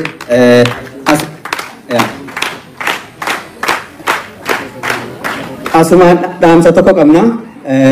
Namni konkolaataa afaan Ingiliffaatiin AY 24228 AY 24228 qabataniittan iddoo sanii kaasuun barbaachisa yookaan adabbii zero kaama. Kana makiinaan sun achi akka qabatedha yeroo tokkoon. Namoonni ammoo ijoolleen isin jeeqaa jirtu namoota ijoollee kunuunsu jira gubbaa isin ol baasuu dandeettanii gara gubbaatti argaa jiranii dhaamsa. Galatooma itti aansuun ammas keessummoota afaan Oromoo hin dubbanne lama qabna. Ergaa isinii qabna jedhanii ergaa fudhachuu hin diduu Oromoon. achumatti okay taasise garuu hawaasa Siwiidin irraa bakka bu'aa hawaasa Siwiidin akkuma Hasanii kana daqiiqaa lamatti yoo nu gabaabsitan baay'ee jaalanna oduu dhuftanii dhaamsa keessan asitti barfattanii. Bakka bu'aa hawaasa Siwiidin jedhame malee maqaa naan kennine. Benar, karena ada barang.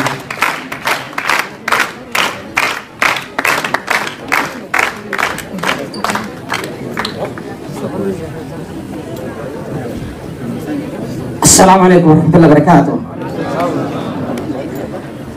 Duraan dursee waan jechuu barbaadu mee waa lama gurguddaa irratti sagalee keessan ol fuudhaa.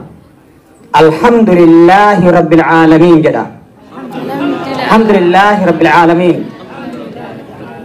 Katokoffaa kaleessa akkaataatti ilaalamaa turre, bakka turre, maqaa nuu kennamaa ture, qabeenya rabbiin nuu kenne immoo iddoo inni ture, eenyu akka irraa fayyadamaa ture. Ammoo tolinna kennan yookiin nama keessummeessuu fi jaalachuu keenya akka carraatti namoonni biraatti fayyadamee warri qabeenya keenya fudhatee carraa keenya fudhate sun deebi'ee akka uummata salphataa tokkotti xiqqaataa tokkotti akka nu ilaalaa ture hundinuu ni beekna. Rabbi achirraa nu kaasee bakka sanirraa nu fuudhee har'a guddinni isaatiin sadarkaa irra jirru kana kaarra ilmi namaa akka kaleessa sanitti nu ilaaluu osoo hin ta'in imaahu garuma keenya kanaanuu waa kajeerruu jalqabu kanaan nu gahe kana irratti alhamdulillahi rabbil alamin jedha. Maa sodaattan? Bari isa kenni malee nama biraatii miti. Isa kenni malee nama biraatii miti. Lammaffaa nama rabbiin olte subhaanahu wa ta'ala harka isarratti ummata keenya tokko godhe. Namni horii walitti qabuu danda'u hedduma jira. Garuu namni nama walitti qabuu danda'u hagoodha. Kun waan taariikha keessatti illee duraan addunyaan qorattee irra geessee waaqi'a yeroo ammaa jirru kanarratti keessatti illee agarree kitaaba rabbii keessatti illee mirkanaa'ee taa'e. Qalbii namaa walitti qabuun waan laayyoo dhabne. Kana nama rabbiin olte subhaanahu wa ta'ala isa kennitu waan akkasii haalli akkasii harka isarratti ta'a.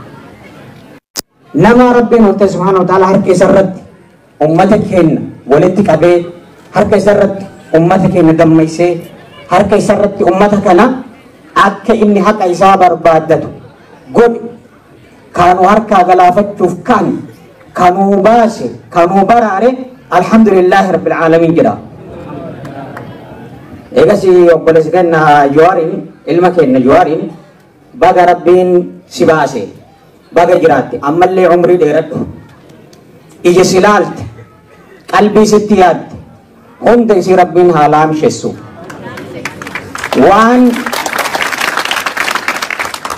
waan si beeksise ka si barsiise rabbiin sirraa hin fudhatin ta sirraa hafte rabbiin siif haa dabalu.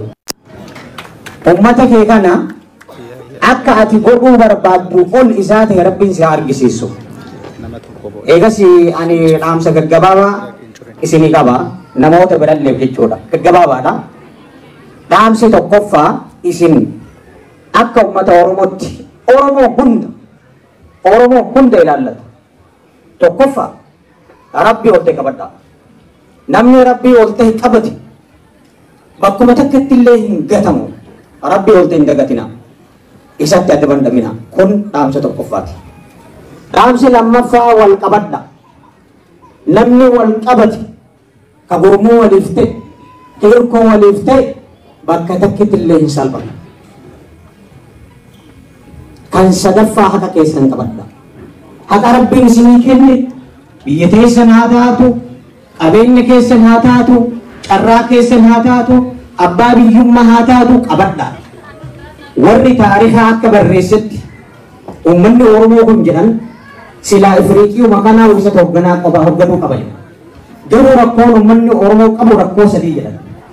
Rakkoon tokkoffaa uummanni kun waluman taane jedhan walii galteen qabu gargar faca jedhan rakkoon lammaffaa haquma isaa kan hin barbaadatu tuuna jedhu jedhan uuma nyaatu argannaan oorruma qotatu argannaan kuunillee uuma xixiqqoo argannaan waan gurguddootan ittumaa'uun hajamu jedhan rakkoon uummata Oromoodha tokko kana jechuudha qabeenyuun isaa kan ittiin hajamne rakkoon sadaffaadha rakkoon uummata Oromoodha nama hunda inni waan gaarii ta'eef akkuma isaa sanitti gaarii se'ee dagamee yeroo hundaa'u dagama keessatti manca'uudha. Haala kanarraa baraaramuun barbaachisaadha. Eegas warra Joohariin rukutuu yookiin miidhuu barbaaduuf Joohar yoo miitaniif yoo dhiiftanillee inni uummata Oromoo hunda waan bakka bu'uuf namni Joohariitti aggaammate Oromoo hundatti aggaammate kun bifa kanaan hubatamuu qaba.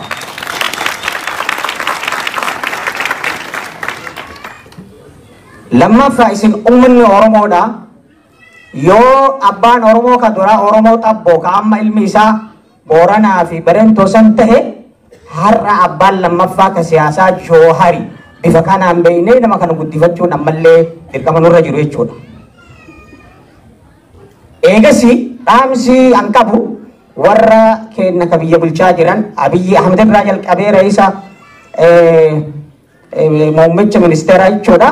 Akkasuma Lammaa Magarsaa hoogganaa uummata Oromoo yeroo rakkoo keessatti kan ture isaan kun amma wanni nu godhuu qaban uummanni Oromoo yeroo ammaa kan keessatti aarii qaba itti dallanee jira yoo uummata Oromoo araarfachuu barbaadan yeroo ammaa kan keessatti wanni nuti irraa barbaadnu waa lama qofa tokkoffaan yeroo ammaa kan keessatti nageenyi biyyaa kun eegalee kita sirriitiin haga filmaanni kun dhufutti haala biyyaa tasgabbeessuu irratti hojjechuu uummata Oromoo jibboota keessatti dallansiisuu qaban obsuu fi qaban jechuudha. Lammaffaan filannoo tana kita sirriitiin akka deemtu akka dogongorri keessatti argamne filannoodhaan uummanni Oromoo abbaa fedhe yoo isaanillee ta'e yoo warra birallee ta'e bilisummaan akka uummanni Oromoo filatu taasisu irratti halkanii guyyaa hojjechuudha. Gaafa waan kana lamaan dalagan uummanni Oromoo isaanitti araaramu. Sanii achitti wanni araaramu jirtu dhugumaan itti himaa wan sossoboon hin taatu isin hundaa'u Oromoo hundaa'u rabbiin haa milkeessu rabbiin haa milkeessu. Yaa rabbi nuun xiqqeessin warra waan dullattii duubatti hafteen deemu san yaa rabbi nurraa qabi warra waan haarawa waan nama hundaaf taatu yaa Oromoo hundaa'u fi rabbi nu haa godhu milkaawa. Waggaa akkanaa bilisummaa tanarra guddootiin warra walitti deebi'u obboleessa keenya Joohariin ilma keenya kabajamaaf jaalatamaa warra simatu rabbi nu haa godhu subhaana rabbika rabbil izzati ammaa yasifuun wa salaamun ala al-mursaliin alhamdulillahi rabbil aalamiin.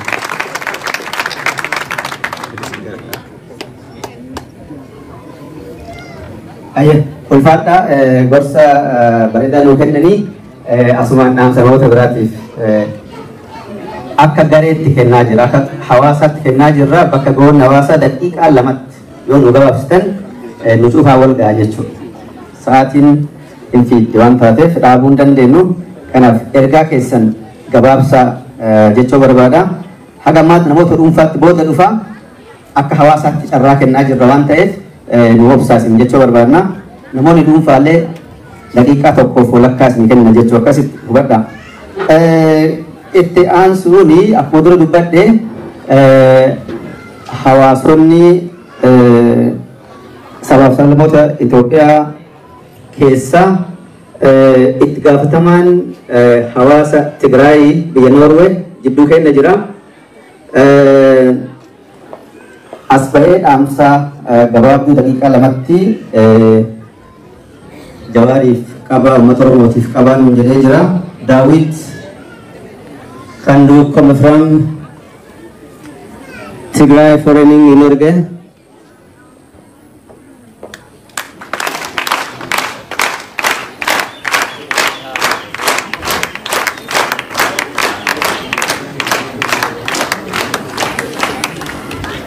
Welcome. እንደምን አመሻችሁ። ያው ጃዋርን መምጣት ምክንያት አድርጎ ግዴታ በቅርብ ጊዜ ነው ብትመጣ በሚል እንደዚህ ስለተያየን በጣም ደስ ብሎኛል። በአጋጣሚ በዚህች አጭር ጊዜ እናንተ ፊት ቀርቤ ማስተላለፍ የምፈልገው ምንድነው የትግራይ ህዝብም የኦሮሞ ህዝብም በፊት ማንነታቸውን ተከልክለው በቋንቋቸው ባህላቸው እንዳያሳድጉ ላደረጋቸው ስርዓት ለመጣል የሚያስፈልገውን መስዋዕት ከፍለው ፌደራሊዝምን ተክለው ፌደራሊዝም ተፈጻሚ የሚሆንበትን ህገ ደንብ ቀርጸው አስድቀዋል። በዚህ ህገ ደንብ መሰረት ደግሞ ሀገራችን ላለፉት 28 ዓመት ስትተዳደር ቆይታለች። ይሁን እንጂ በሂደት ፌደራሊዝሙ እንደረቀቀውና ወይም የአስተዳደር ስርዓቱ እንደሚደነግገው ተፈጻሚ ለመሆን የተቸገረ በመጣበት ጊዜ የለውጥ ጥያቄ መጥቶ ኢህአዴግ የለውጥ ጥያቄውን ሊቀበል ተገድዶ እንግዲህ አሁን ያለንበት የለውጥ አመራር ሊመጣ ችሏል ማለት ነው። ይህን የለውጥ ሁኔታ ሲመጣ መጀመሪያ ለብዙ ኢትዮጵያውያኖች የተሻለ ለውጥ ይኖራል የሚል ነበር።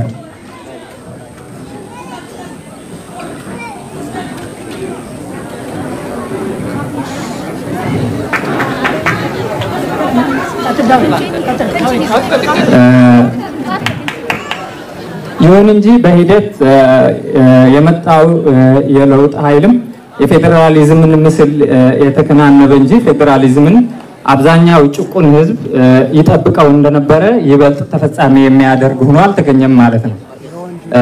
ይህንንም በብዛት በተለይ በቅርብ ጊዜ በደንብ እያስተዋል ነው እየመጣን እንዳለነ ሞር የአህዳዊነት መልክ እየያዘ እየሄደ ያለበት ነው ያለው ማለት ነው።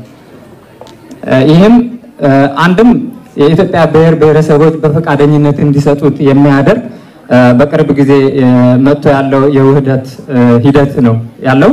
ሌላው ደግሞ ለዚህ ለአህዳዊ ስርዓት መገንባት እንቅፋት የሚሆኑት ግለሰቦችም ይሁን ሌሎችም በኃይል ከመንገድ እያስወገድክ የሚሄድ ባህሪ ይታይበታል ማለት ነው።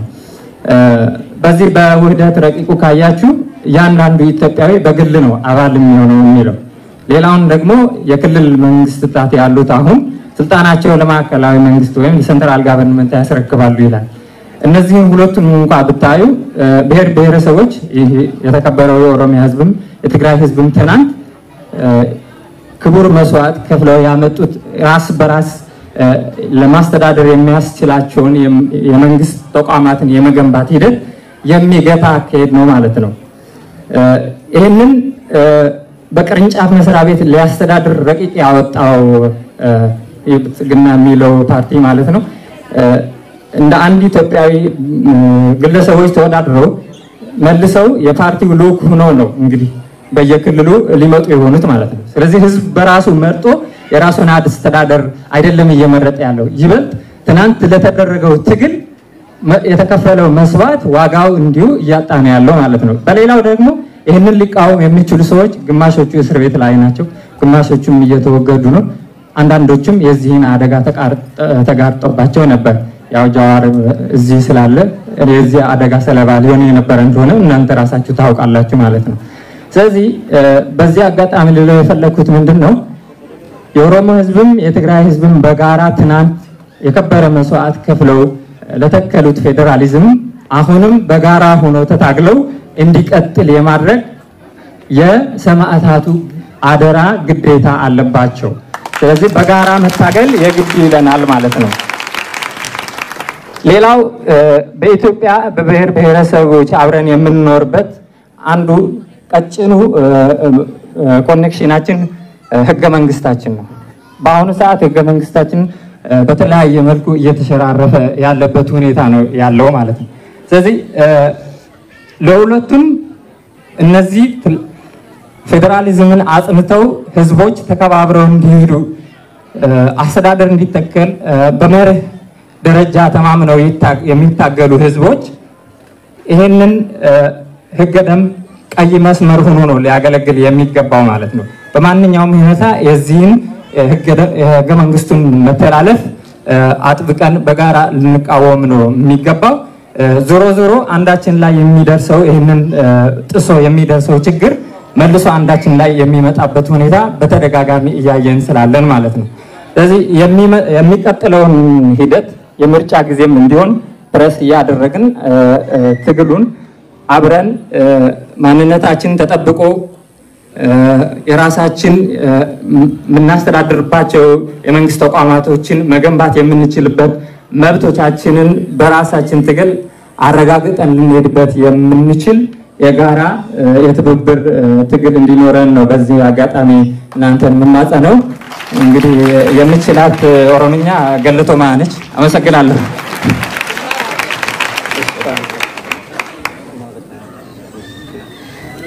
obboleessa keenya daawwitiin guddifnee galateeffannaa afaan oromoon wal danda'uun kanuma adda biyya Noorweetti galgala kanaan afaan isa barsiisuu hin dandeenyu kanallee akkasii hubadhaa afaan isaa yoo dubbate eenyullee asitti kadhagahuun baay'ee natti hin fakkaatu waan ta'eef akkasii wal hubannu namoonni achi gaafii kaaftanii jechuu barbaada. Please ammas namoonni as baatanii dubbatan daqiiqaa lamaa jechuun sekendii 20 guddaa waan ta'eef to the point ergaa keessan dabarfadha. Itti aansuun Ogaden community in Norway. Welcome to the stage.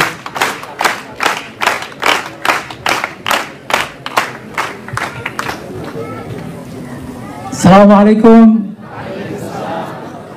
I don't speak Oromo, but I know Akam Jirte. I'm very happy today to come here in front of you to see this gathering beautiful with all Oromo intellectuals and the youth. I'm very happy. I remember in Norway we were demonstrating together against the TPLF regime, the Meles Zenawi in Radisson. And we were all saying free Oromia, free Ogadenia. And we had nothing, we had no weapons, no power. Today you see that we are all happy. The Jawari, the fighter Jawari and all the young Oromians who were fighting outside, they did a good job. Now Jawari can go to Oromia and enjoy with his family without fear. This is the fighting we have done all together. We were every day saying free Oromia, free Ogadenia. If people are united and they stand with their case, they will win. The Ethiopian people, Oromo, Somalia, Amara, Tigray, these people, they need justice. There was no justice. There was oppression. The majority of Ethiopia, we know it. Oromo is almost 50 million people. They were oppressed of 3 million people and 4 million people. It is unacceptable. It's impossible. And with the Jawari's leadership and the other Oromo activists, you realize that this fighting brought a fruit. I am very happy with that today to see that. At least we see that. And really, I'm representing the Ogaden community here, and we have a lot of friends here. We were fighting together, we were demonstrating together to see this day come. But the news coming home is not yet, we do not achieve everything yet. There is no full democracy yet. So we have to continue to fight and stand a justice for everyone. Not only for Oromo, not only for Somalia, not only for Amhara, for everyone. We have not to accept any ethnic group to oppress other groups. The only thing Ethiopia can be peaceful and good is real democracy.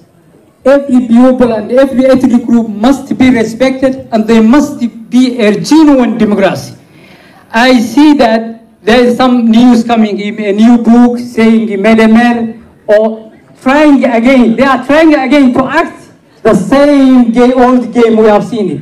To oppress the majority. That is unacceptable. All the people, the vote of the ballot, the Oromo people must choose their leaders. Nobody will accept someone brought up other people. Nobody can, some people want to take the Oromo gold, the Oromo farms. We can't accept that. The Ethiopian government and regime, they have to accept a genuine democracy for every nation and ethnic group.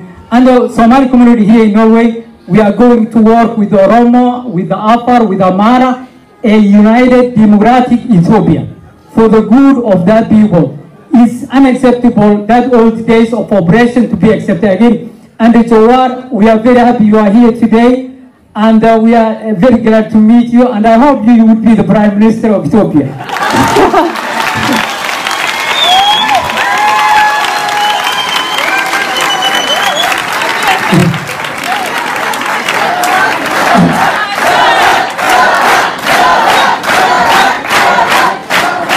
And I hope to see Jawari. Really, he deserves. He fight very hard. Young, he's not bigger than us, older than us. More, there's a lot of Oromo who are PhDs, maybe don't PhDs, who done nothing. This guy, young boy, very young, he did a good job for Oromo people.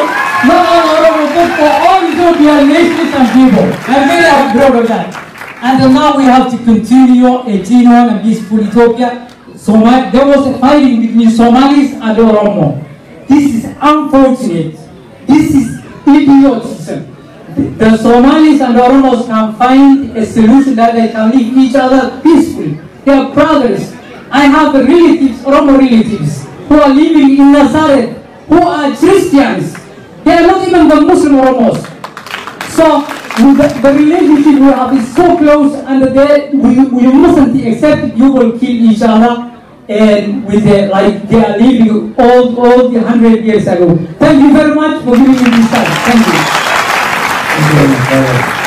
Thank you very much for warming the audience and for your wonderful message to Oromo people. Itti fufna keessumaa ofitti fidanii akkanatti dhaamsa irraa fudhachuun bareeda, kanaaf hin jibbina. Amma hawaasonni biraa ka gaafatan waan hin jirreef mee Damalashi wa marena no falcha please nu obsa sagantaa bareedaa fuuldura nu eeggata nu obsa namni ka'ee dubbatu nu waan onnee keenya keessa dubbataa jiru dubbataa waan ta'eef an dubbatu malee hin jedhina keessummaa dura ansinu akkasitti walaa deemnu.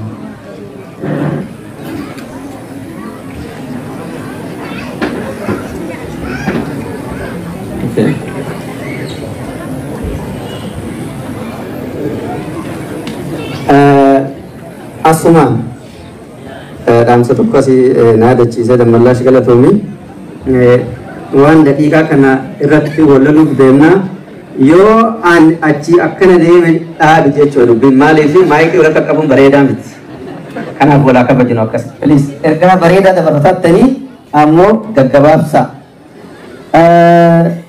afaan biyya kanaatiin dubbadha kaa nasta fira United Muslims of Tigray, 2 minutes message. Welcome to the stage.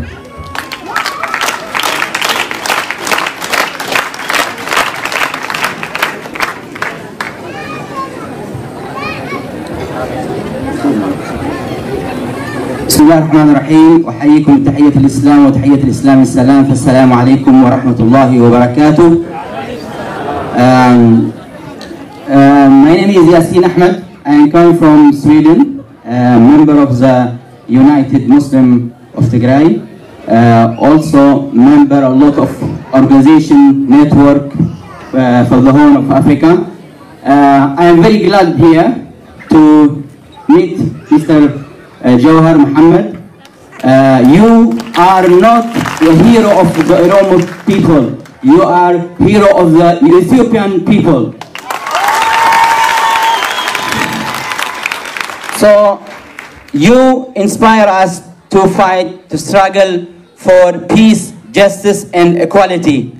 So what you have done is a lot of inspiration, of power to work together for peace and justice and equality. So I'm very glad, and I will thank you, Mr. Jawhar, and also all people of Oromo, what you have done. It's not only for the Ethiopia, it's not only for the Oromo, it's not only for another people, different ethnic people in Ethiopia, but also you inspire in the whole Horn of Africa. So you are the hero of the Horn of Africa. So we hope together as Ethiopian, as Oromo people, they are my people because they are fighting for justice. I am Oromo too. Many people in Ethiopia, different, even my people, my Tigray Bear, my Tigray ethnic, they are waiting and struggling for peace and justice. So Wayane, they are not representing the whole Tigray. Wayane, they are part of Tigray. So if you as Oromo people help us to that TPLF who had lose the power from Ethiopia, so we as Tigray, Muslim and Christian, we are also going to work to lose that TPLF will lose also in Tigray. So the TPLF is time to make renaissance. It's time to admit the old mistake. So we all of Tigray, the people, especially from Muslim of Tigray, we are suffering. We are as minority religious, you know, we are double suffering as Ethiopian, as Tigray Muslim. So we hope that even the Tigray Muslims, they cannot allowed to build the mosque in Aksum. It's not only the Muslim, even our brother Christian, Catholic Christian, Protestant, they cannot build the church in Aksum. So we have to work for equality, for peace. So thank you, Oromo people, you are our hero, you are our hope. Thank you, Mr. Johar, and I wish you to win the election to be the next president of Ethiopia, inshallah. Thank you very much. Galatoma, Mani O Anamatula, Hayama Jawari Gafi Namatokotu Kesuma. Norwegian Council for Africa irraa xalaa barreeffatanii kabajanii gaafii gaafannee waa artiklii waa'ee filannoo irratti gaafatu qaba jedha. Namni kun oomsa fixatee miilaan deemnee nama kana keessumaa waan ta'eef dura gaafii isaa obbo Jawar akkanaa galmeeffatu warri kun warri yaada qabdan naa obsa maaliif dura keessummeessina waan jedheefi. Next, I will take a question from Norwegian Council for Africa, represented by Faisal Graham. Come forward, please.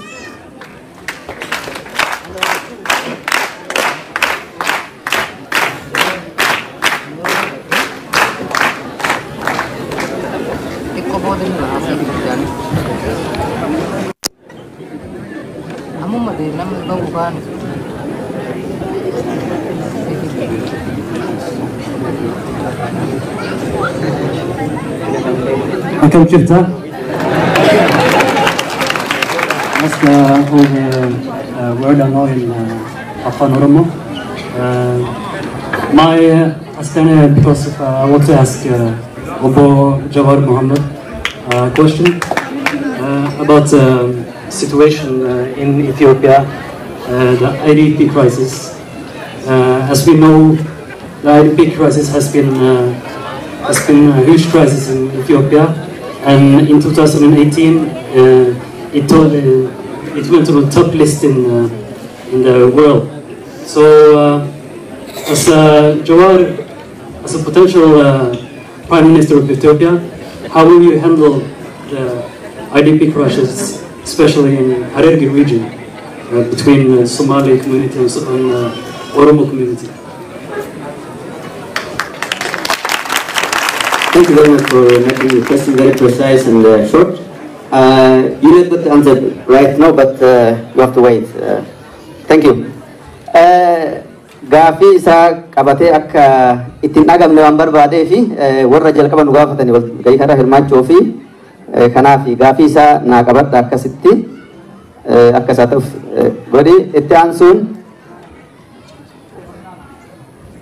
hawaasa Oromoo hordaa laandii ajirraa jedhanii bakka bu'aan daqiiqaa lama nu godhaa. Daqiiqaa lama tana walaa kabajjinoo hordaa laandirraa warra dhuftan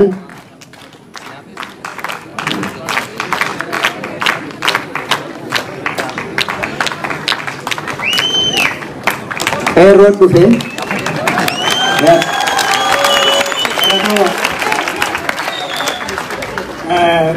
bakka bu'aa hawaasa Oromoo Hordalaandi dhiifa masagaleetti yoo hollatee nama dura hafte dhaabbatee aseen beeku. Hawaasni Oromoo Hordalaandi akkuma hawaasa Oromoo bakka biraa egaa ijaaramurraa qabsoo sabaatirraa duubatti jedhee hin beeku. Ammallee akkuma hawaasa naannoo biraa yeroo murtaa'e xiqqoo qabbanaa'ee ture amma garuu akkuma hawaasa naannoo biraa qabsoo qeerrootii fi qabsoo uummata kennaa waliin dhaabachuuf jabaannee dhaabanne jedha. Dhaamsi ani qabu uummata biyyaa keessattuu qeerroo qabsoo akkuma ammaan duraatti hawaasni Oromoo Hordolaan yaadaanis diinagdeenis isin wajjin jira jedha. Hawaasa immoo Oromoo community ka biyya adda addaa keessa jiranii qabsoo sabaatirraa qabsoo nagaa hin dhumattu bilisummaa boodallee haga dhumaatittu qabsoo uummata kennaa ajabeessinu jedha. Paartiilee Oromoo biyya jiraniif hawaasni Oromoo Hordolaan haga tokko taatanii uummata kennaaf dhaabatanitti isin wajjin jira jedha. Dhaamsi kee kanuma galatoomaa. Galatoomi Miftaa waamni baay'ee gabaabsitee fi namoonni biraallee akka nu gabaabsa. Amma hawaasonni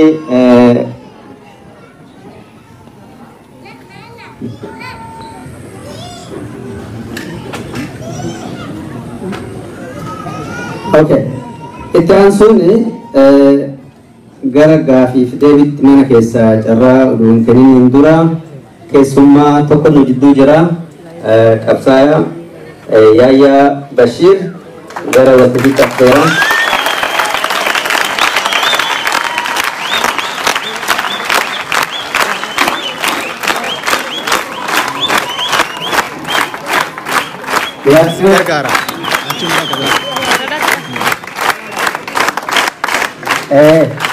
Daqiiqaa lamaaf walakkaa godhaaf ol kaataniif galatoomaa.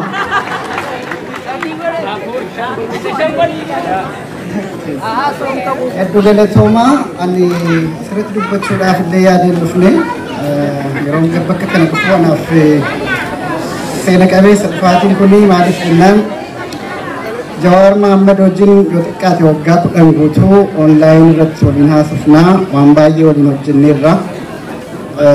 Sadarkaa kana akka inni gahu gaafa jalqaba waa'ee isaa dhaga'u irraa qabee abdii guddaan irraa qaba ture. Sadarkaa kanatti beekamee abdiin keenya sadarkaa amma itti eegaa jirru kanarra dhaqqabuu isaatiin gammachuu keessa kiyya jiru jechootaan ibsuu hin danda'u.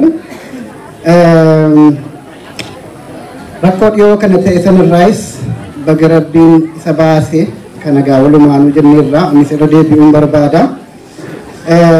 Wanni guddaan jechuu barbaadu dhaamsi Jawaar bakka adda addaa deemee dabarsaa jiru baay'eensaa ergaa jajjabaa qabatamaa keessaa fuudhamee keessa keenyatti hafuu qabutu jira jechuudha. Wanta hawaasa keenyarraa eegamu ifama. Wanta obboleessi keenya Jawaar Mohaammed yeroo ammaa kana bakka adda addaa deemee dubbataa jiru kana keessaa wantoota ergaa gurguddaa ta'e qalbii keenya keessatti hafuu qabutu jira. Sana akkuma hordofaa turre bakka Ameerikaa kaabaattis waan dubbataa ture jira asittis dubbateera. Waan koomunitii keenyarraa eegamu sana anillee waa dabalee jala muree waa dubbachuun barbaada. Waa'ee tokkummaati jechuudha. Nuti tokkoomnaan nuti jabaannaan warra kaantu nutti hirkata. Yoo nuti lallaafne garuu